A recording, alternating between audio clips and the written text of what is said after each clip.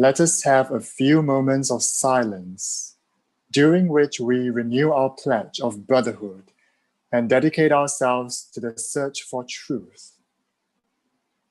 We are gathered here as students of the ancient wisdom, endeavoring to prepare ourselves for service to humanity.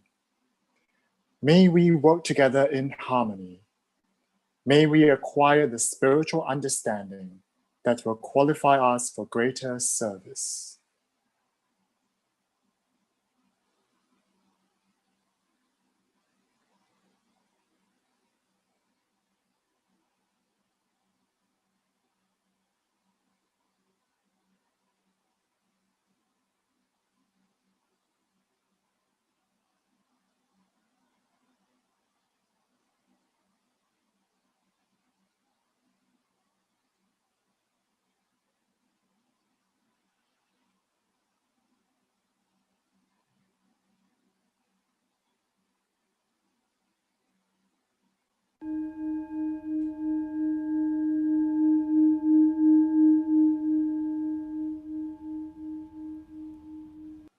From the unreal, lead us to the real. From darkness, lead us to light. From death, lead us to life eternal.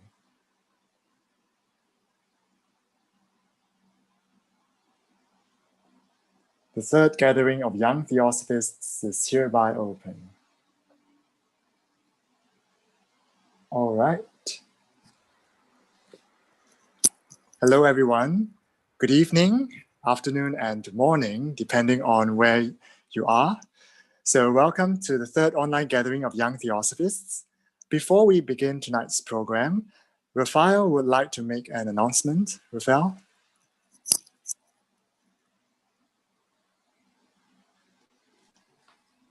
Yes, so I just wanted to remind everyone that we are going to have next week at the same time, in the 5th of December, the second meeting of the Movement for the Revival of the World Theosophical Youth Federation. So we did have the first one in which we did a reading of the previous constitutions, and we discussed what we wanted from that.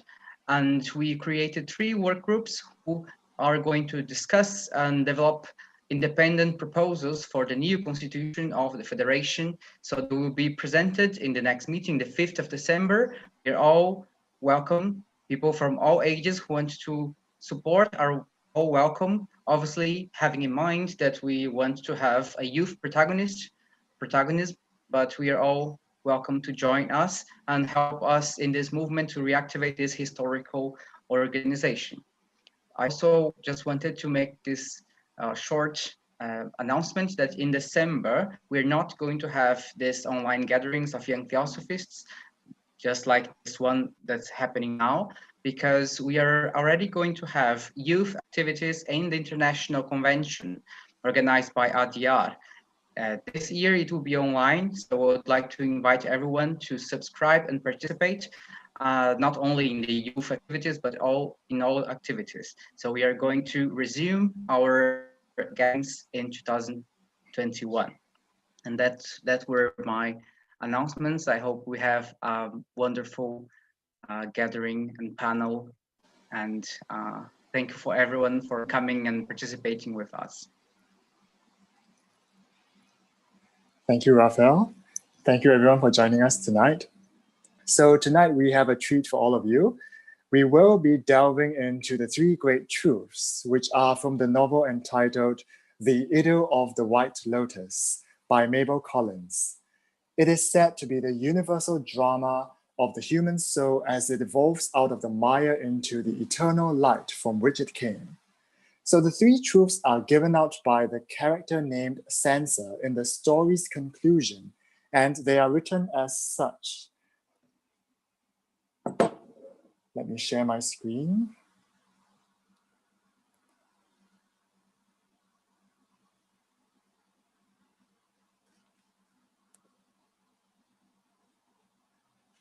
There are 3 truths which are absolute and which cannot be lost, but yet may remain silent for lack of speech.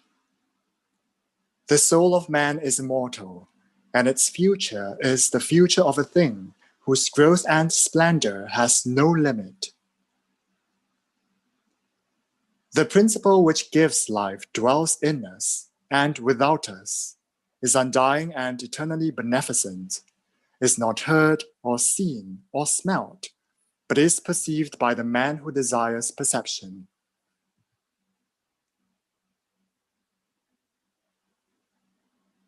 Each man is his own absolute lawgiver, the dispenser of glory or gloom to himself, the decreer of his life, his reward, his punishment. These truths, which are as great as is life itself, are as simple as the simplest mind of man. Feed the hungry with them.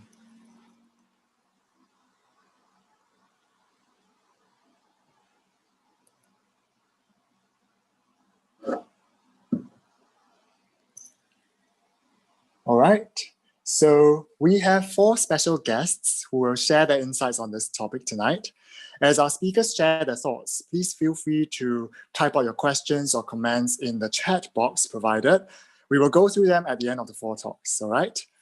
It is a pleasure for me to introduce our first speaker for tonight, Seth. Seth is an electrical engineer from Virginia. He joined the Theosophical Society in 2013 while enlisted in the United States Air Force, where he was a troubleshooting team chief for nuclear launch facilities. He's also a member at large for his Washington, D.C. lodge. So let us welcome Seth. Thanks, Brandon. So these 3 truths may seem a little basic to people that are theosophically minded. And I think that begs an important question. Why do we care about them, since they are so basic? For me, the impetus is this tiny theosophical classic, Light on the Path. It came out a year after The Idol of the White Lotus in 1885. It's very short. It has a lot of concise instructions that we can implement in our lives with discretion. And it's the reason I'm in the Theosophical Society. I remember when I first joined the military, we were all standing in formation, trying not to do anything dumb to get yelled at. And everybody would pull out their study guides of Air Force history and boring stuff that they'd learned. And I had this tiny notebook that I would pull out instead that was Light on the Path that I had hand copied into it. And all through basic training, that's what I studied. So it means a lot to me. And this quote on the screen here comes from Light on the Path. It is, regard the 3 truths, they are equal. And it's preceded by this triangle. And that triangle has 2 meanings. The first of which is, it's the symbol of the real author. And that is the same author for both The Idol and Light on the Path. It's his signature. Mabel Collins didn't write these herself, per se. It was somebody who was even more intelligent and even wiser than her. And it says, regard the 3 truths, they are equal. And the second meaning of that is attention. That triangle represents, we need to pay attention to what is being said here. So what does it mean to regard them? To me, it's saying that it's more than an intellectual understanding of these 3 truths. We need to make them our own. We need to feel them in our bones. It has to be something spiritual instead of just regurgitating information. And then it says that they are equal. What does that mean? I don't really know. But I assume that it means that these 3 truths correspond to the 3 aspects, the 3 sections of Light on the Path.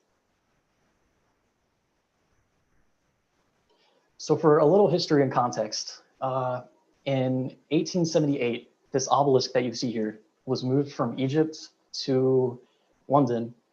And it just so happens that at this exact same time, Mabel Collins was living across the river from this, and she saw them unload it from the boat and put it where it is now. And Mabel Collins lived a very difficult life. And she had, according to her, and I believe her, I trust her, certain abilities, including the ability to see things that others can't most of the time. So after this obelisk was put here, she began to see priests walk from it across the embankment, down the bridge, into her home, and then into her room. And then they kind of stared at her for a while, which I imagine was unnerving. And then one of them began to speak. And I think that we can deduce that the one that spoke to her was Sinsa, the main character of the Idol of the White Lotus. And he began to tell her the Idol of the White Lotus so that she wrote it down. Now, Sinsa was a man pulled between opposites. He, as a child, was given to this temple in ancient Egypt. That's the setting of the story. And while he was there, he was kind of taken advantage of by these priests. They were all corrupt. There were 10 priests, each of them representing a different selfish aspect of our being. The two main ones being ambition and the desire to be loved. And because Sinsa, like Mabel Collins, had these gifts, he could see things that others couldn't. They wanted to use him as a go-between with their dark queen so that they could, have their selfish desires fulfilled. This story of the Idol of the White Lotus has 3 simultaneous interpretations. The first of which is the decline of an ancient Egyptian religion. And I think that parallels in a lot of cases to our own socio-political standing here now. As we see, different religions become political pawns to manipulate people. The second interpretation is that of the actual account of the birth of an adept out of the mire that you and I are a part of now. The third interpretation is the symbolic account of every soul's transformation on the path of occultism. And these 3 truths were given to Sinsa by a spiritual brother of his, someone who died before him that, maybe died centuries before. And in spite of that, there was still some connection there. And this spiritual brother told Sinsa in a dream the 3 truths that we have. And he said that they are to be given to the people of Sinsa City, to everyone. And I think that's vitally important. So we know that these 3 truths can be given freely without the fear of hurting people. So in the Theosophical Society, we have access to a lot of truths that unless someone's looking for it, they will not find. And if we go out of our way to force them upon people, we could hurt them. But we know from the context of the story that we can give them the 3 truths without hurting them. So I want to share this quote from Sinsa that is within the book. It's from the first person perspective. Sinsa was at a festival. It was a festival organized by the corrupt priests so that they could, gain more power and the selfish things that they wanted. And Sinsa, at the threat and reality of death, decided to give the people these 3 truths. And this is what he said about him. He says, "My heart swelled with the delight of speech, of getting utterance to the great truths which had become my own. At last, I began to tell them how I had caught fire from the torch of holiness and was resolved to enter upon a true life of devotion to wisdom and to discard all the luxury which surrounded the priestly life and to put aside forever all desires but those which belong to the soul. I cried aloud, praying all those who felt the light kindle within them to enter upon a similar path, even in the midst of their life in the city or on the mountains. I told them that it was unnecessary because men bought and sold in the streets, that they should utterly forget and drown the divine essence within them. I bade them burn out by the light of the Spirit the grosser desires of the flesh, which held them back from the true doctrine, and sent them in throngs as devotees to the shrine of the Queen of Desire."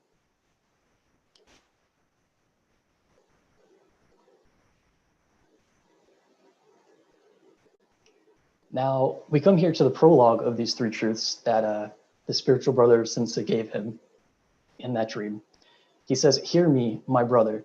There are 3 truths which are absolute and which cannot be lost, but yet may remain silent for lack of speech." And to me, that's a bit comforting, because we know that as history ebbs and flows, as we go into lighter and darker ages of time. These three truths are there, even if nobody knows them. You know, maybe we're just coming out of one of these periods right now of darkness here in the West. I don't know. But I believe that this alludes to the fact that if we really want to know these things, they're there in reality and we can find them. And the first truth is that the soul of man is immortal, and its future is the future of a thing whose growth and splendor has no limit. So to me, this alludes to that thing within us that is always the observer and never the observed. That thing that never dies. It's the spiritual spark that's the same within us that you and I both share. And it points to the fact that you and I may change forms, but we'll never disappear. We will always be here forever. The next one is that the principle which gives life dwells within us and without us, is undying and eternally beneficent, is not heard or seen or smelt, but is perceived by the man who desires perception.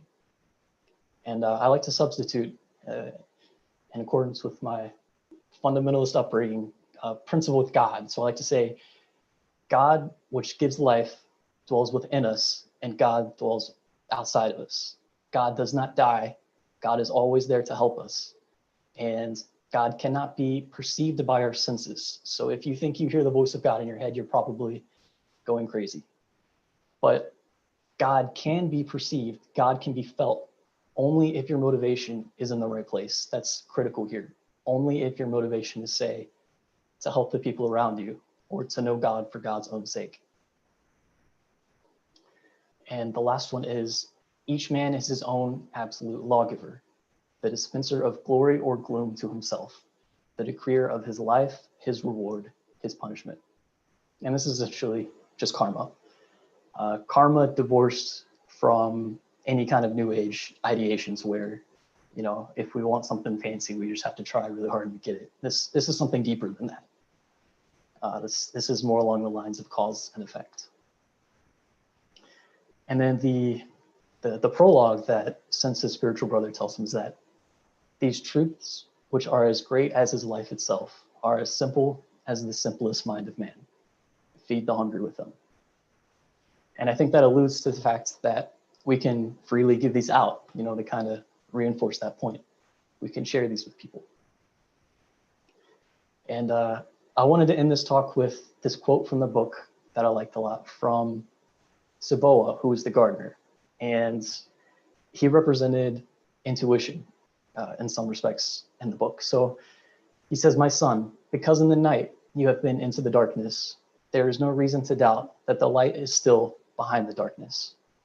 You have been into deeper darkness than that of the night, and you will see a brighter sun than this."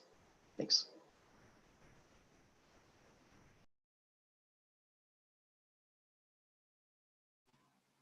All right. Thank you, Seth, for providing us with such a fascinating background and so much food for thought. Next, we have Mariam from Spain. She works as a research dietitian, carrying out research and analysis that allow us to develop healthier, safer, less cruel, and more sustainable food. She's been in contact with Theosophy since young, as both her parents are members of the TS. However, she didn't decide to become a member until 2016, when it felt right. Her interest in theosophical teaching started when she read At the Feet of the Master at the age of 12. Since then, Theosophy has become a part of her, helping her to understand, as one of the most important things she has found in Theosophy is the unified depth it has. Fun fact, at home she has a library of theosophical books and magazines. They've been there for some time and the pages are yellowed, making all the experience of reading more magical and transcendental. It's just wonderful. All right, Mariam, all yours. Well, hello to everyone. Thank you, Seth, for all the inspiring and insightful words you shared with us, and also Brandon to introducing me. Today's subject seemed to be, to me, the starting point for all interested in entering the spiritual path or the self-realization path. I would like to share with you some reflections from these three truths. So I'm going to speak slow. Despite of my English, I hope you can all manage to understand me. And I would also like to share with you some great pictures. I think many of you know his work. He was a well-known painter and also a member of the TS as well. So, well, to me, it is in the inherent intelligence of the heart where the three truths inhabit. They exist since the universe became manifest. They reside in life, the primordial substance that dwells through eternities as a silent breath. It may remain hidden, invisible to physical eyes, but its significance is vital when a human conscience decides to become aware of universality. The conflicts and situations that happen cyclically in the world, wars, hunger, poverty, diseases, aren't odd to us. They are situations that affect humanity as a whole, and therefore, to a greater or a lesser extent, to us as well. Hopefully, we could ease the suffering of the world, but each being that exists has its own way, and to respect it also implies a help in its evolution process. However, when someone asks for help, implicit or explicit, it has to be provided to the best of each person's ability. As students and practitioners of Theosophy, this, for me, is an ethical duty. There are many ways to help, and when I read the three truths, I somehow understand that we are part of a divine plan, not imposed by any external entity, a plan that speaks of unity and renewal, that is, evolution.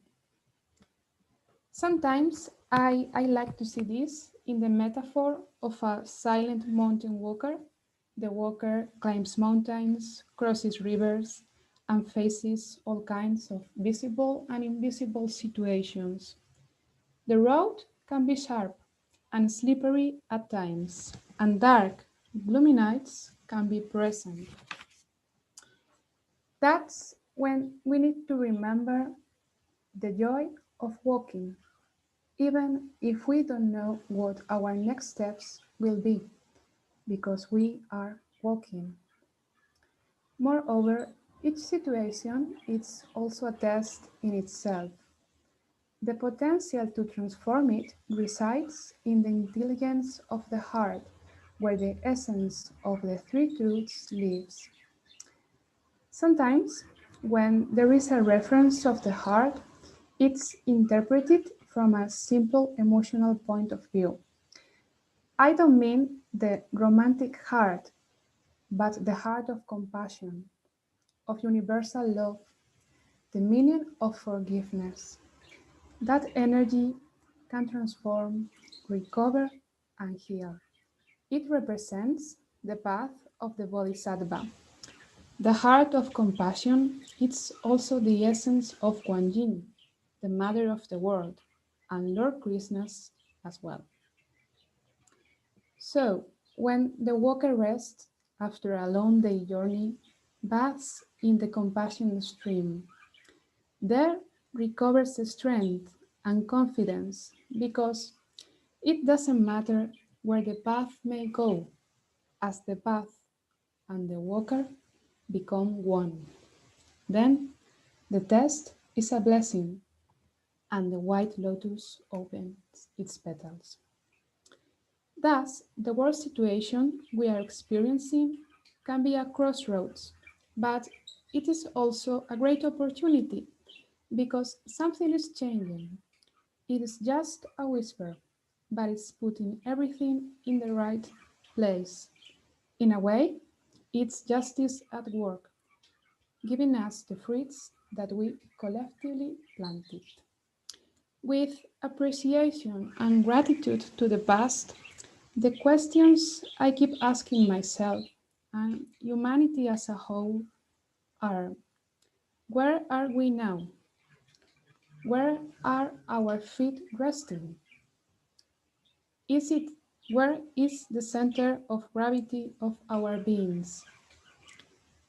Is it lying on the past? Is it on fear soil? Or is it in the death of life?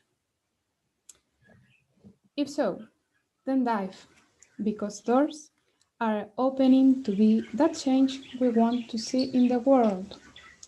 Then the essence of the three truths can embody each step of the path, meaning the truth that permeates every layer of existence, meaning also that hidden principle that speaks in silence.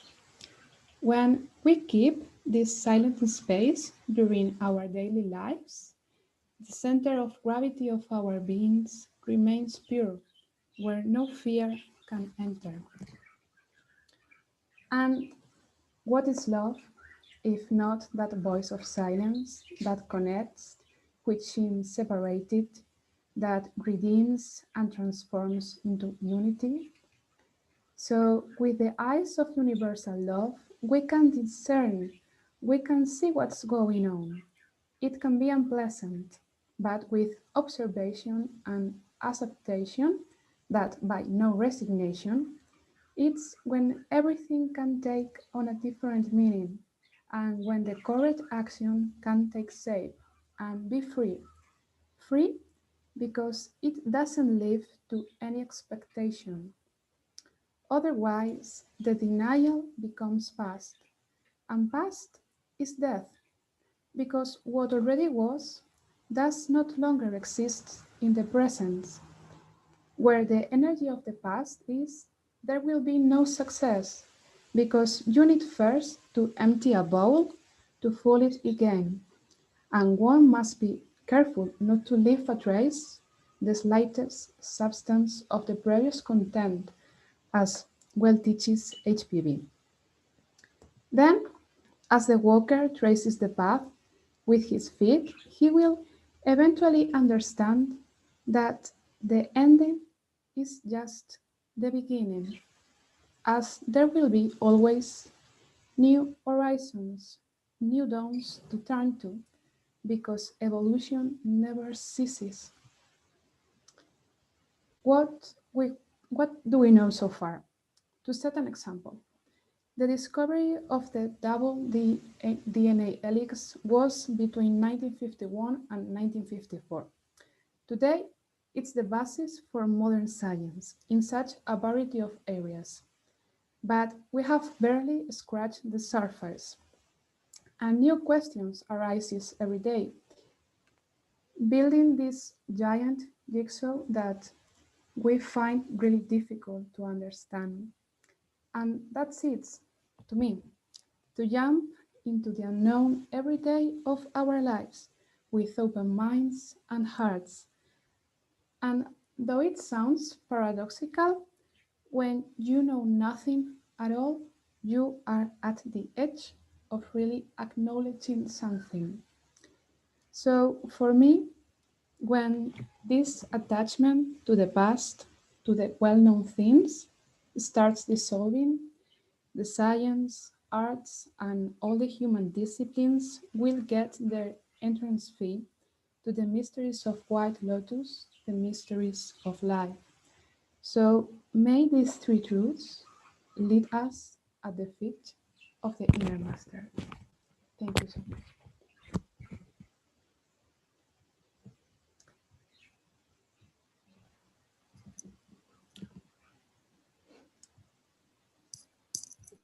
Thank you, Mariam, for the heartfelt sharing and the beautiful pictures. Our next speaker is John. John is a member of the Golden Link Theosophical Lodge and an educator at Golden Link College, one of the theosophical schools in the Philippines. John, may I invite you to unmute yourself?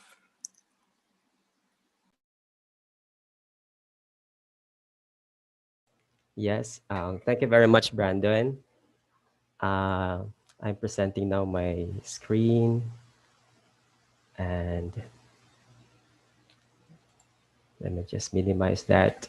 All right, a wonderful day to all of you, brothers and sisters. This is Janderson Herbolario. I'm from the Philippines. I became a member of the TS year 2016. I feel honored to be here speaking online with my fellow young Theosophists, or shall I say, fellow young seekers of truth.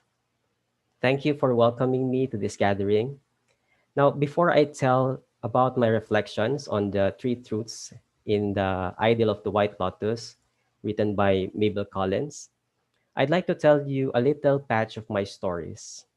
Maybe my approach on this is a little bit personal because I have nothing else to share but my own life. So let me start when I was young. When I was young, I nearly stopped my studies after graduating from a public high school because my parents could not financially support me in my studies in college.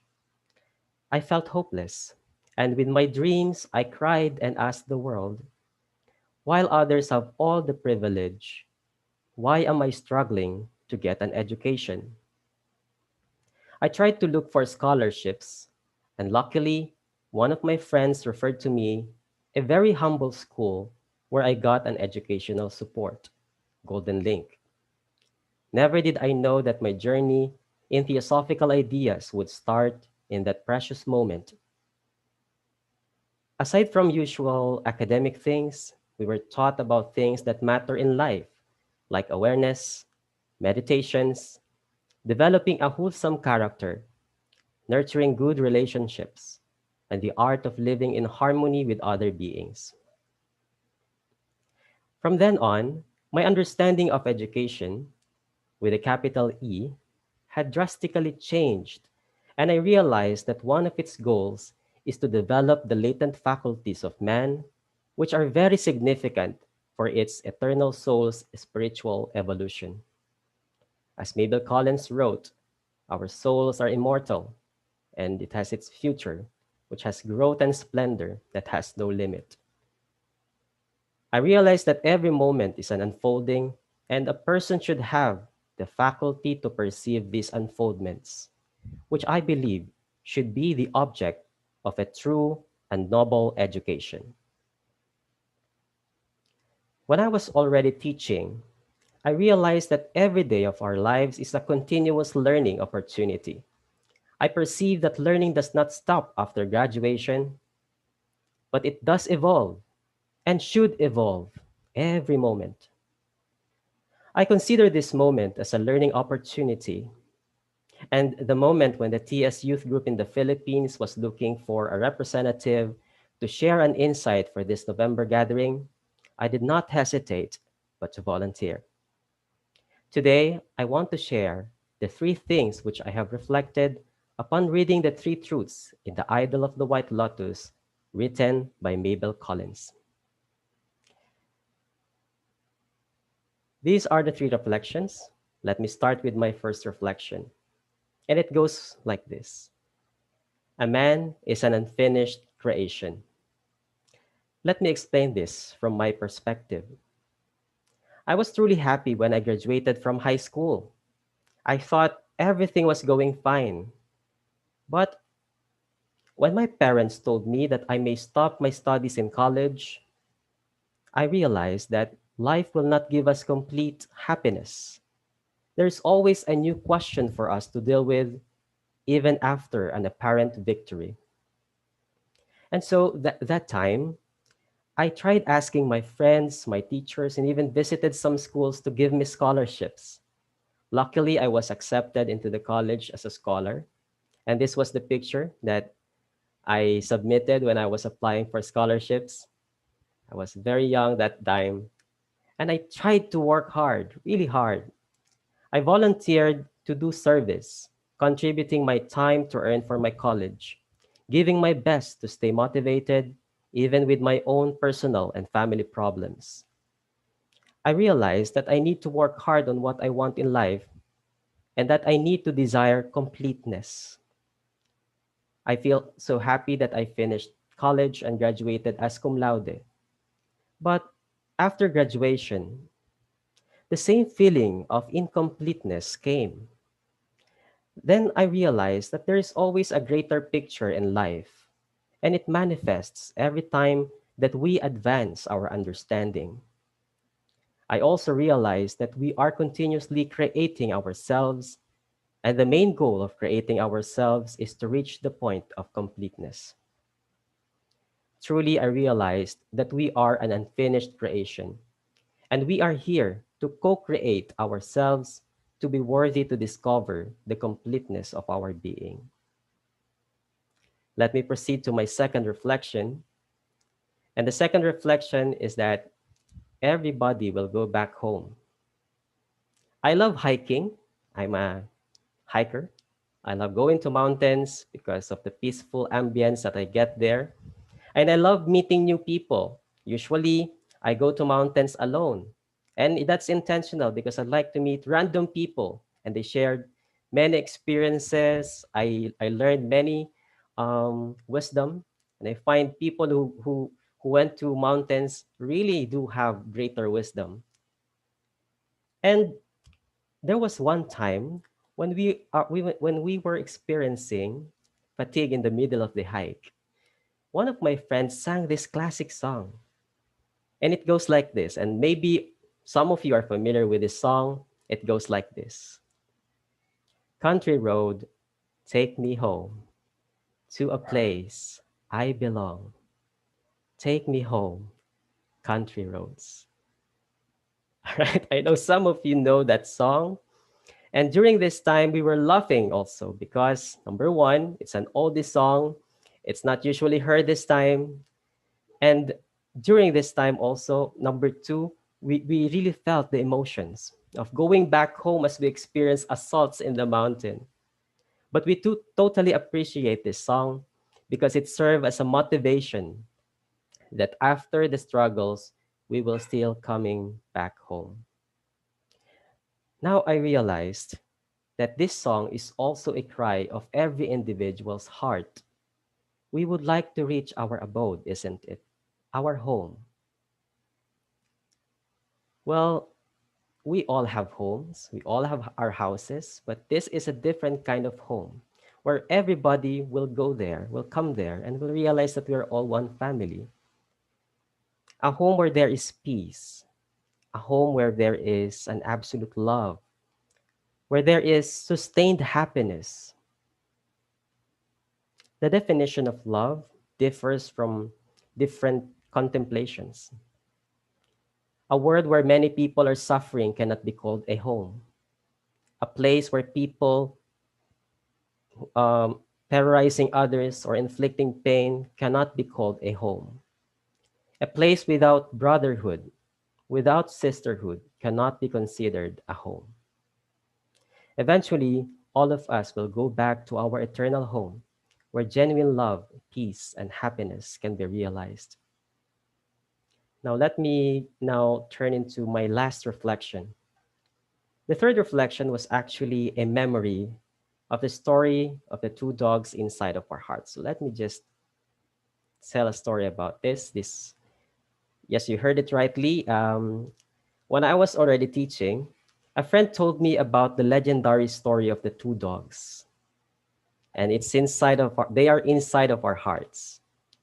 One is a selfless and kind dog, and the other one is a selfish and aggressive dog. One is light and hope, and the other is darkness and despair. Then he asked me this question: if the two dogs fight with each other, which dog do you think will survive in our hearts? I was mesmerized by the question, And before I say a word, he answered it immediately. And guess what? I was surprised by what he told me. He said, "The dog who will survive will be the dog that you continuously feed. The other one will be starved to death." And I was totally caught in reflections after this question. And so it came back to my memory after reading our reference today, which says that we are the absolute lawgiver of glory and gloom to ourselves. It means that the survival of what is light and what is darkness in our hearts depends solely on our hands. It depends on which sides are we desiring to cultivate, which side are we feeding every day and every moment. When we pray, when we meditate, or go into silence, we are, in a way, cultivating our so-called the good dogs inside of our hearts. The light. If we develop the one which we think is right, it becomes dominant in us. It is like the concept of cause and effect, karma, where we just reap what we have sown. If we plant light in this world, it shines from within us. Now, these are the three reflections that I got upon reading the three truths in The Idol of the White Lotus, written by Mabel Collins. Now, I consider being in the Theosophical Society as an opportunity to feed the goodness in our hearts. It is a way of to exercise our life to the different expressions of the truth, which then become a rainbow that gives direction in our lives. As Mabel Collins said, there are truths that are absolute and which cannot be lost. Yet, it may remain silent for lack of speech. I believe that speech is not really enough to realize the truths. I believe that the truths have to be experienced and shared. A wonderful day to everyone. Thank you.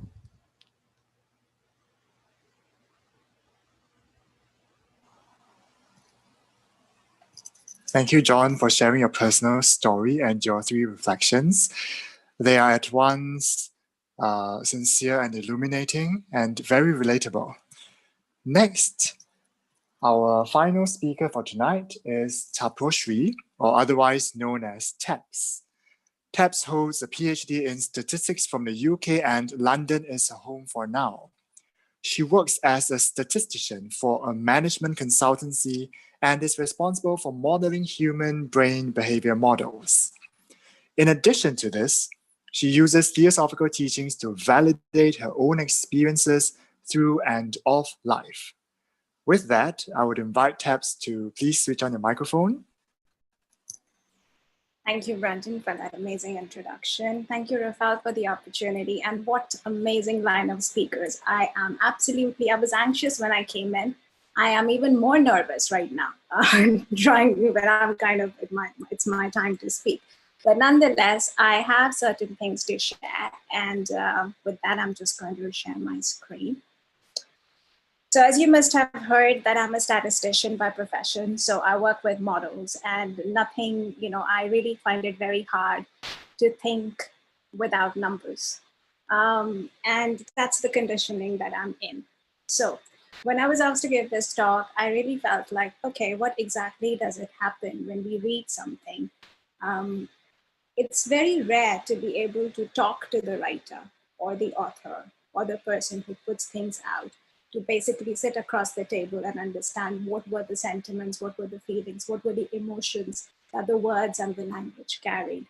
And that's something that's always missing. So we try and interpret, we try and put our perceptions. And more often than not, we do get them right. But there can be chances and can be instances when we sort of are very neutral or very negative around the emotions that we read, around the emotions of the sentences that we read in the text.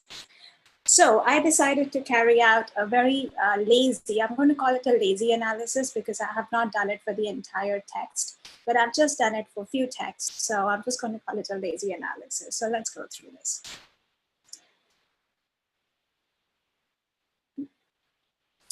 So it's called sentiment analysis. Now, in the era where we have had presidents like Donald Trump, this kind of analysis becomes very, very popular because of trying to understand what really is being said. But that set aside, sentiment analysis is also kind of analysis which gives you an underlying feeling or an emotion that's attached to the text that you read. And this is important because it gets you into the framework of objectifying the subjectivity, and also helps you in forming a well-informed opinion or a well-defined perception around what you're really reading. And it could also potentially benefit polishing your own understanding of the text that you read from time to time.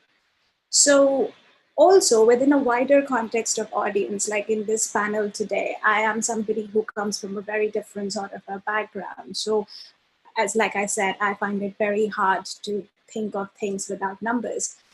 So I would really like an objective underpinning to some sort of subjectivity. So I put through the three truths through a sentiment analysis that I've done in R. If any of you are familiar with coding, you will know what I'm talking about. For others who are not familiar with it, I'm sorry. But it's very simple. It's not a math class, so don't worry. So this is probably the only slide where you're going to see on your left-hand side a word cloud of the three truths. And I'm sorry, because I'm pretty sure nobody would ever put the three truths the way I have put them out here. But this is, and the reason why I put it out like this, because I'm going to do the further analysis, so it was required. So you can see what really stands out is the three words: man, future, life, right? And everything else feeding into it. And they kind of pop up. It's not really very difficult to judge, but the frequency of these words used within the sentences that were put out by Mabel Collins obviously are have a higher frequency as opposed to the other words. So this is what we're really focusing on. Now, this is a controversial slide, so I'm just going to go slow with this. So the underlying sentiments of the three truths, if we really look at it from a philosophical point of view, we would really think, well, they are very positive. They feed into the positivity of our being, and they are truths, they're absolute, they're always there. Like John said, you don't really have to intellectualize it, you can feel it, you can live through it, and you can become those truths. Now, clearly, there is a context driving all these, there is a context underlying these different truths or the sentiments. Okay, so there is a context underlying the sentiments of these truths. Now, that context doesn't necessarily give out a very positive sentiment all the time, especially when we are considering the texts of the three truths. Now, what do I mean by that? So the first table, where you can see I have compared the different dictionaries that were available and the three truths. And there is a polarity, there is a very high negative relationship or a negative sentiment, sentiment attachment to the three truths when you put them in a very high stressed financial environment or a very high stressed financial opinionated driven environment, like a stock market environment.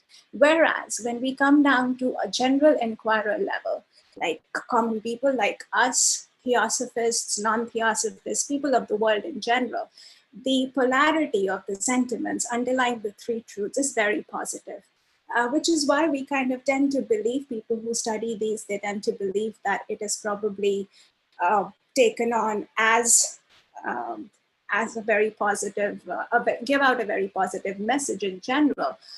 But if put in the context, they probably are not, because in certain contexts, they are not really taken on as they were meant to be when they were put down by the author. So what I did was, on the graph is just a representation of the positive sentiments of the General Inquirer dictionary. Now, what I did was I further went down to compare the three objectives of the Theosophical Society to the three truths, because I felt that when we talk about things in the Theosophical Society, there is this whole context of universal brotherhood, and we are sort of bridging the gaps, and we are transcending borders. So, what is this universal? Is this negativity still holds? Are the three objectives of Theosophical Society bounded by the context, or do they transcend the context in the way they are put out? And the answer is that they do transcend the context, especially with the objectives of the TS. Because as you can see at the bottom table, all the sentiments are absolutely very highly positively correlated. Now, is that a good thing or a bad thing? I don't know. But in terms of just mathematically looking at the three truths and then looking at the objectives of the TS, you can definitely say that when it comes to the TS and the objectives of the TS, more and more people are generally more likely to believe in the positivity of the work and taking into the work that the TS does and following it through and becoming the teachings. But when it comes to looking at the three truths in isolation, a very high stressed environment, probably just assimilating the knowledge that it's trying to give you, is not really highly positive for everybody.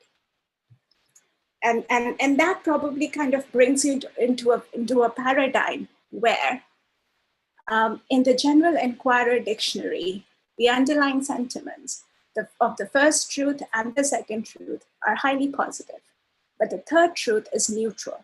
Now, this neutrality is not a bad thing, it's a good thing, because it's all to do with the man. It's all to do with rewards and punishment. It's all to do with gloom and glory. So there are these words of dichotomy where you are responsible for what you become, just as John said. And I remember that because he was just before me, so I remember what he said, like two dogs and the one that you feed. So that is where you cancel out the errors, as you call it in the statistical sense.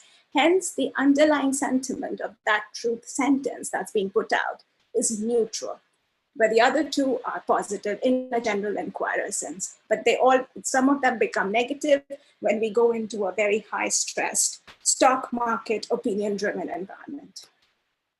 I don't know why that is, because I've never worked in the stock markets, but I can just have some ideas. But anyway, so it's the polarity that then comes handy to distinguish these emotions. And this is exactly how we are able to provide some sort of an objectivity and numbers to the underlying sentiments. And why are they important? I mean, you can very well say, well, it's like a book, you read the book. I mean, why is it important? I believe that there are people like me. I would like to believe that there are people like me who are conditioned into thinking in terms of numbers. And it's just a way of understanding or providing a mathematical framework to the words so that it's not completely entirely a subjective explanation, but it's also providing some sort of an context-driven, number-driven basis of how you understand things. And that is exactly what I just wanted to share. So thank you for the time, and thank you for listening.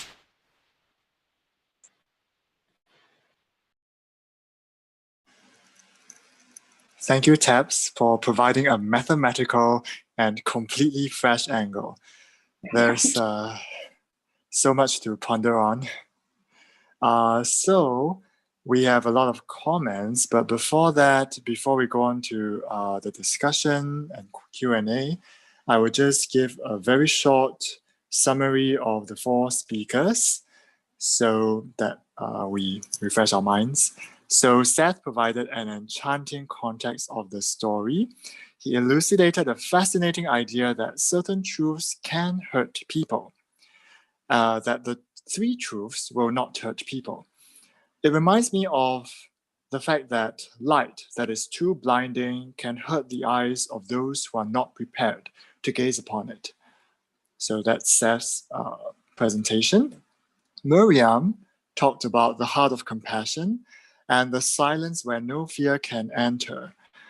That love and the voice of the silence are identical, and that it is devoid of the past, for the past is dead. That's a really heartfelt sharing. John says that life will not give us complete happiness. There are always new obstacles. The feeling of incompleteness always dogs us and manifests every time we advance our understanding, because we are here to discover the completeness of our being.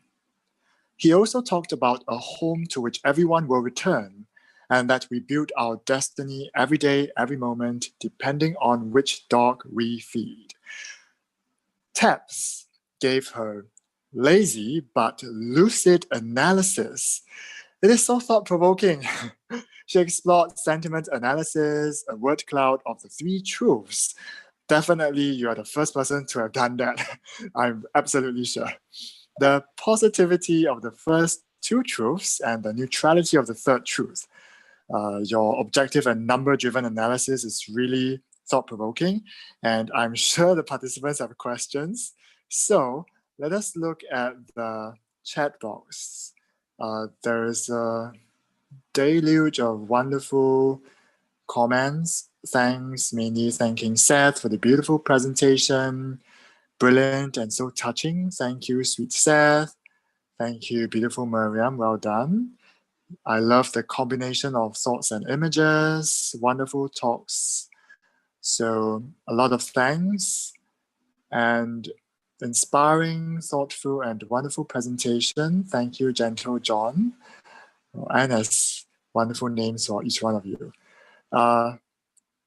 Baby says, beautiful and very inspiring sharing, John. So mainly thanks. No questions yet. And yes, indeed, I fully agree with you, Wei Ling, that John's story was heartwarming. Thank you to all the speakers. Chris says, thank you, Taps. It was great. So interesting to see a fifth way analysis like that. Indeed, the 7 ways. So I think Taps is of the fifth way, definitely. So refreshing, right? Okay, so far, all thanks and gratitude for the inspiring talks. Oh, Raphael has a question. No, I do have a question to the panelists. I think I just wanted to share that when I was thinking about this panel, I was kind of afraid I tend to overthink about things, and I was afraid that it could be quite repetitive, and then when Taps began to say, I just realized that even without much planning, all the talks just complemented each other in such a beautiful way. I just loved 4 of them. And so I wanted to make a question because it was very thought-provoking. The 3 truths was not a topic that I was particularly, familiarized or, I've never pondered much about them. And I was thinking about, is it something good to present to someone who is coming to the TS? So is it something that like a initial kind of teaching, initial kind of idea or concept that could be introduced? Because that's, I think, it's a key challenge to all of us, right? How do we introduce the theosophical ideas to someone who is coming? And I think we can always improve on that.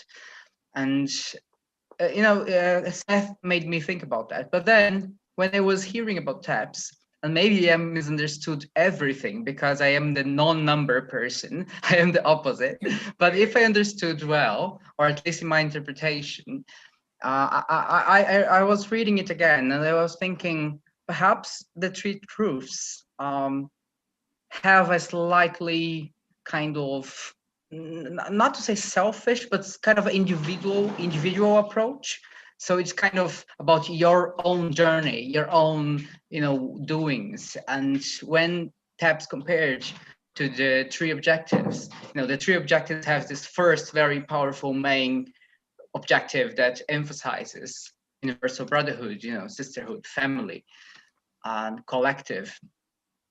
So I was thinking, and I wanted to see what you have, whether you have any thoughts about that. That perhaps if we do take the three truths as something nice to be presented to a newcomer, and I think it can be, because it kind of, places the responsibility and makes you think about long term and takes responsibility about your own life and journey. But at the same time, perhaps we need to add a little bit of emphasis of the whole journey is based on altruism, on brotherhood, on family. It's, otherwise it may seem like, yeah, that's my journey. I am responsible, and that my soul is limitless. And I don't know, what do you think about that? That's my kind of provoking question. And I just wanted to say thank you. I love the 4 talks. Oh, and I think Brandon is also doing a great job.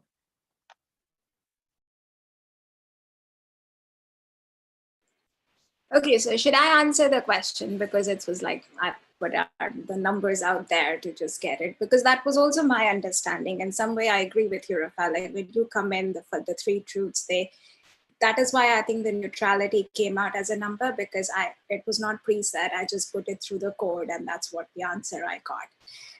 And also, like, it reflects a high level of negativity when put into high stressed environments and contexts, which is not so with the TS objectives. So pretty much the objectives could be like an overarching positive feeling where we are sort of heading to where we want to head to. And the three truths, if I can pronounce that right, are the ones that lead into, from your own journey, from your own reflections. The idea is to always have them conditioned on the bigger positive picture, and you just lead it into that foray. So then make into the little alley into leading into the whole big mass of positivity. Yeah, the three truths definitely have a connotation of a self, condition to the self. And that is where probably some people will fall, some people won't. But if you really start, if you just ignore, if you put it after the TS, it's better. But if you put it before the TS, you definitely have a lot of thought, work to be done there. That would be my take.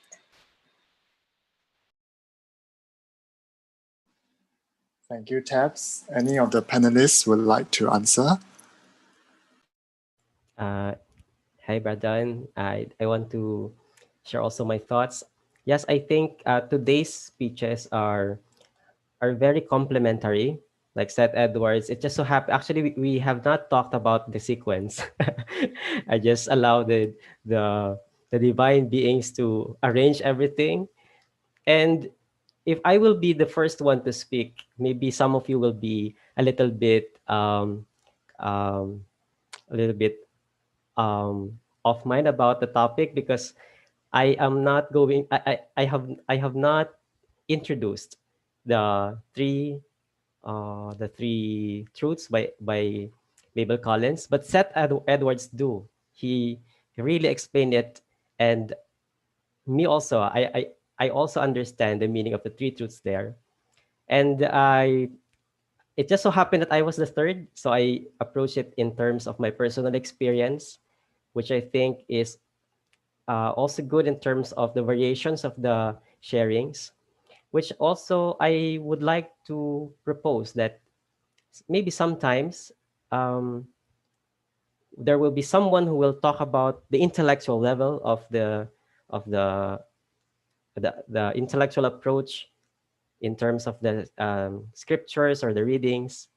Then some speakers will talk about personal experiences. Others will talk about the societal what effects of it, something like that. There will be variations. So I think it's important that if we will have newcomers here who will listen to us, they will be very interested to listen to how TS affects our lives, because in the end, it's about how the TS change themselves. And they will have a view that if it happens to us, maybe they will have their own versions of it. So yeah, that's it. Thank you very much.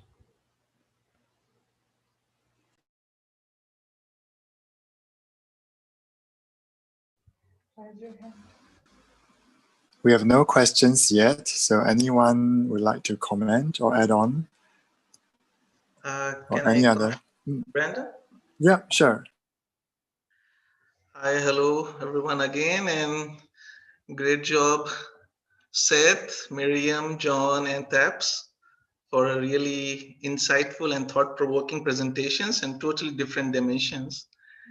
And I think the answer to what Raphael said, that whether it can be given to anyone or not, it lies in the statement before the three truths, when it is said by the master, these are the three great truths, feed the hungry with them. So feed the hungry. Hungry means the person who is in need of those truths, because these truths are not transient truths or statements which can change from time to time. For me, actually, the three truths are man, God, and universe. When it is said soul of man is immortal, so it is the evolution that is being talked about. God, I means the immutable principle, the second truth, which we are in, moving in and through, inside, outside, everywhere. And the universe, that is the interaction between the individual and the universe, which brings to us law of retribution or law of karma, we can say cause and effect.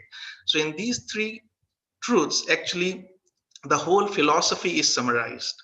So even actually the first one we can also take as law of incarnation, reincarnation, because this process is ongoing, just changing forms.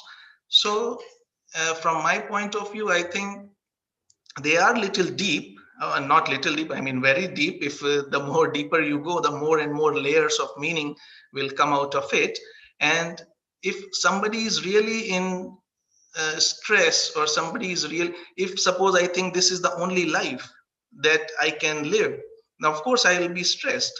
But if these truths, depending on to what limit that person is willing to experiment with them or believe in them, or how much intuition he has to walk on this path, I think these are the lighthouses which can just like guide a person through a very safe path for evolution. So whether within the TS or outside the TS, they, I think, stand alone. Any person who is a spiritual seeker or seeker of truth would be benefited if explained, of course, in a simple and practical manner, not just the theory of it. And as most all of our speakers did today. And so I think that about these truths. Thanks. Thank you, Shikha. In fact, Man, God, and Universe, the book here by I.K. Taimni. Yeah, so the three truths are very simple, but if you want to delve deep into the three truths, this book is for, especially for the Ray 5. So Taps, do look out. So this is Man, God, and Universe is in fact the deepest concern of every thinking individual. So yeah.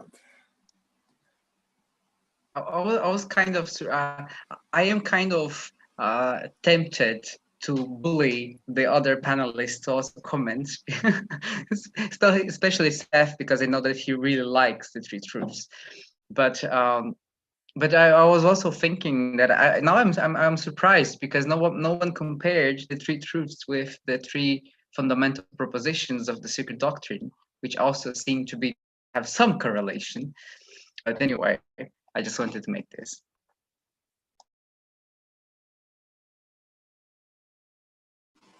Wow, that's definitely something to think about. Now that you mentioned it, I'm surprised too. Just jumping on the bandwagon. Anybody else? We still have no questions. So anyway, I will just take the opportunity to remind everyone that we are always open to suggestions for the theme of the future gatherings. We are kind of deciding in a group of people who are organizing these events. So this idea emerged from a previous panel, even though Seth sent me a very enthusiastic email about the three truths. So that's why I said that. So yeah, we're also always kind of open for new kind of themes and also models of how the panels are. So this model now is kind of slightly different. Well, we have to discuss later what worked well and what didn't. But anyway, so we're always kind of changing and trying to update. Just a quick comment. I think by now already all of our Theosophical brothers and sisters know this, but if somebody is new, the word man, the soul of man, is not only male gender, because it is in the old languages, man was used for this, I mean, without gender thing. So it applies to everyone, irrespective of any gender differences.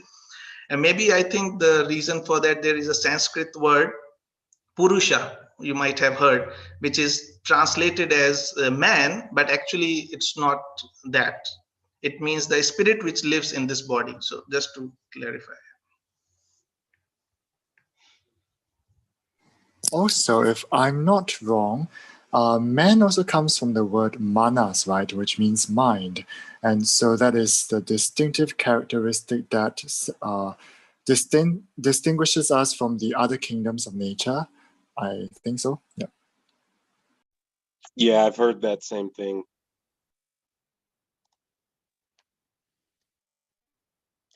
We also had this idea of having shorter panels anyway. So I don't know whether anybody wants to add anything else, but we could also make it soon, I suppose, at like our closing and meditation and stuff.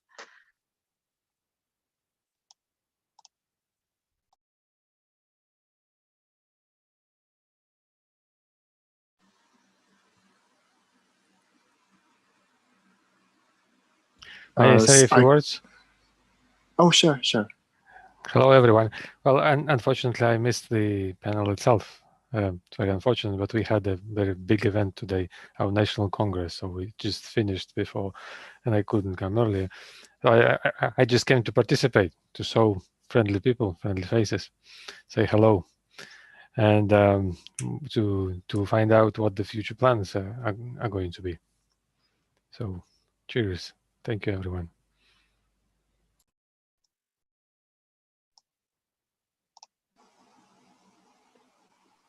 Such a quiet room for this many human beings all at once. Yeah. Should we also sorry? No, I think the talks are very kind of self-explanatory. But at least I found them very clarifying. Definitely. Should we also consider breakout rooms in future for greater engagement and discussion? Just one thought. I like that, Radman, I think. No, go on, John. Yeah, I think that would be good if we will have a breakout room, and then we can discuss about our realizations about the different topics.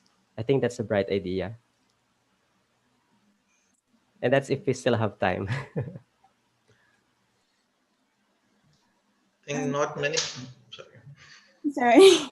I don't know. I think I like the fact that we're all together, that it's not because this is everyone's amount. You can see everyone, you can experience, like this kind of unity.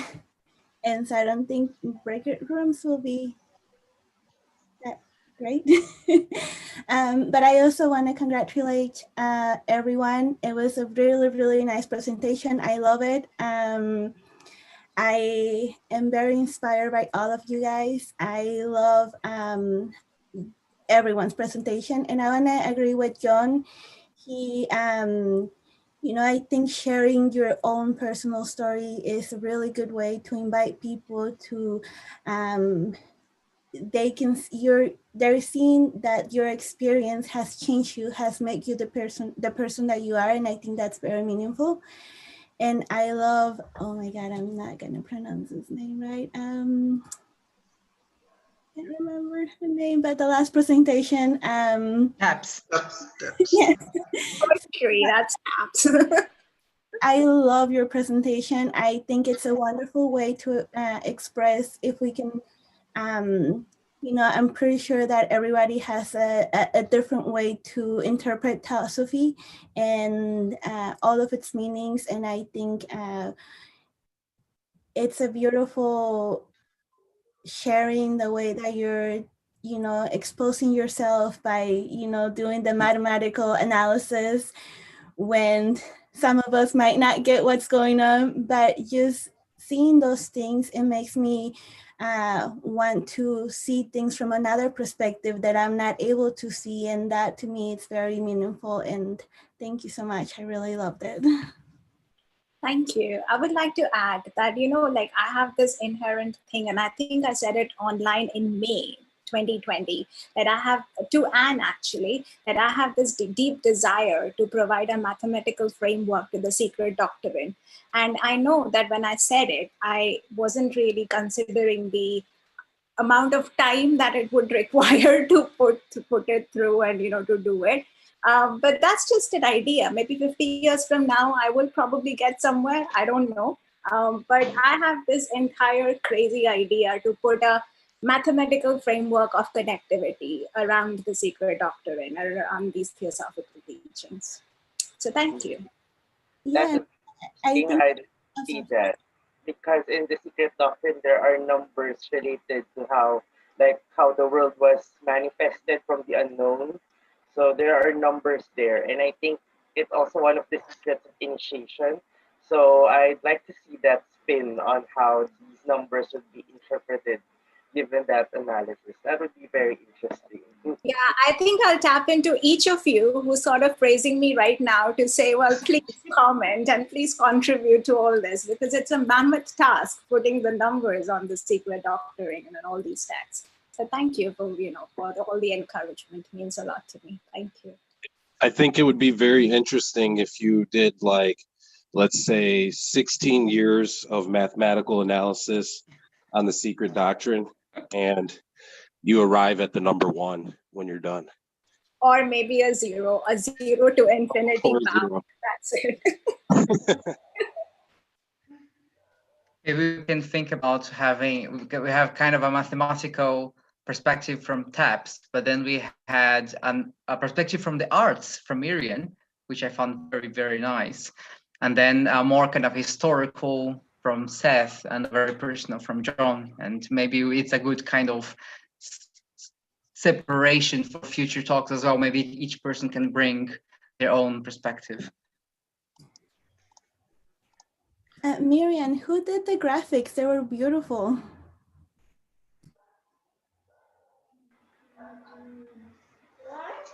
Mike, you're muted.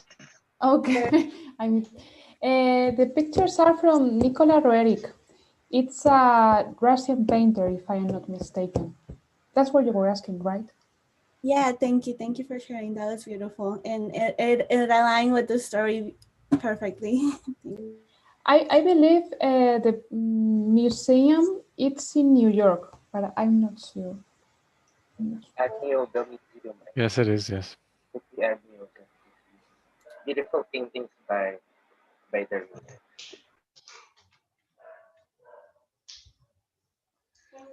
I think due to this excellent explanation by all the speakers, there are no questions because everyone understood everything.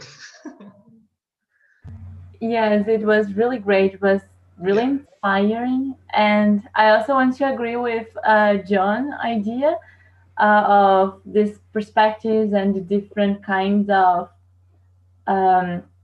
perspectives that each one brings. I think that everything worked really well in this presentation, and this is really something that we could think about for next presentations, that that we have someone who will share a more personal approach, and then this more analytical thing. For me, it was also difficult, the number part, but it's also good to have a look that we would not have otherwise. And so, yes, so thank you for everyone. It was really inspiring, and I'm probably going to rewatch on YouTube after. And another thing, I also agree that we should keep together, not separate. It's really nice to see everyone. I agree with Jocelyn that we are all together in this room, and maybe we could think about other dynamics, but I think it's nice to be together. There's a question. I can't pronounce the name, I'm sorry. Is there going to be a meeting on the 5th of December? Yeah. Yeah, I think maybe it's good to reinforce it because it's very important that everybody who can come in the 5th of December next week, because we are going to discuss how and what we want from the Youth Federation that we want to reactivate. So it's kind of a collective construction. So everybody's very welcome to join us. And December we're not going to have the this online gatherings of young Theosophists, because we're already going to have youth activities in the International Convention. So we are going to resume them next year. But next week is very important that people come and see the three proposals that we presented and share their views, so we can go to a good direction with the effort of everyone. So thank you for asking. I think that's very good to reinforce. Sviatoslav. And that was my attempt. Very good. Yes, excellent.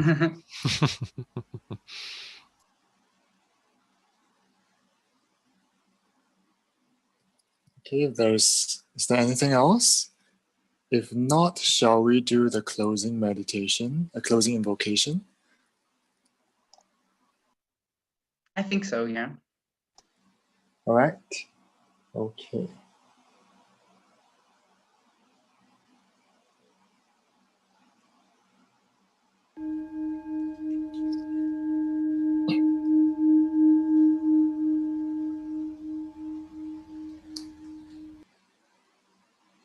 Let us again have a few moments of silence, thanking the Great Ones for the illumination we have received during this meeting.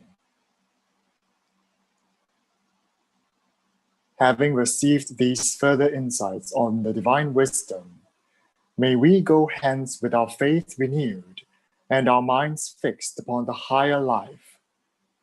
May we, by devotion and unselfish service, endeavor to prepare ourselves for service to humanity, until all shall stand worthy to stand in the presence of the Masters.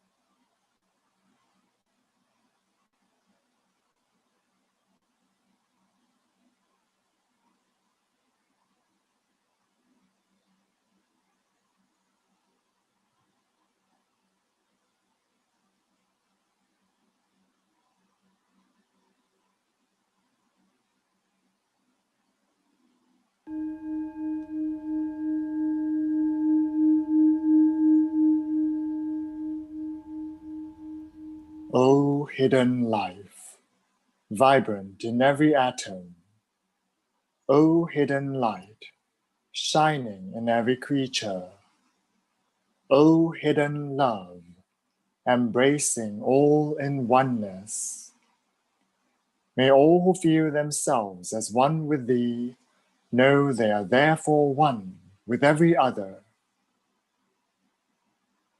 Let us sound the note of harmony in the discord of the world. Peace, peace, peace. Our meeting is hereby closed.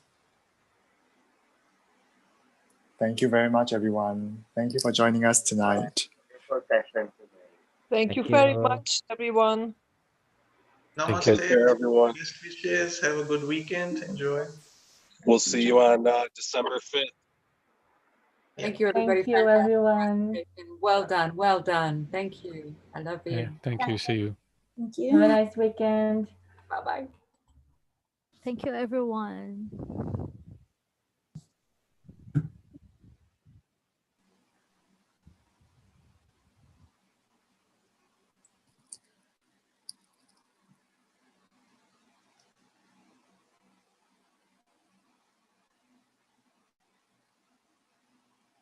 Okay, I guess that's it.